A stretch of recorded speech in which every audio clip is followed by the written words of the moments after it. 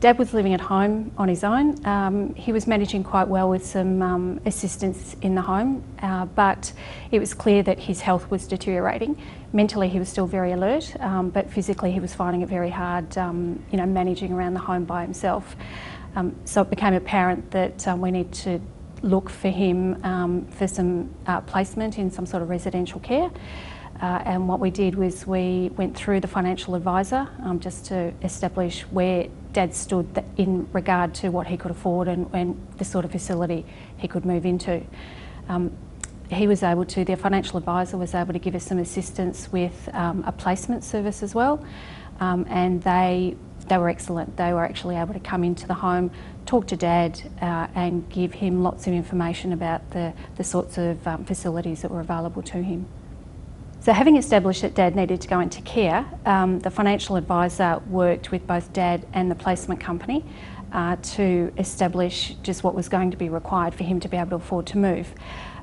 The placement company negotiate with the facility owners as to what sort of options might be available, and together with the financial advisor they were able to present Dad a package of options for him to choose from.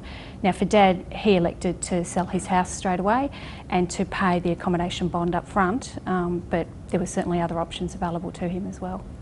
Once Dad had decided which option he was going to take in terms of paying for the facility, having sold his house, there was still a lump sum amount that was left over.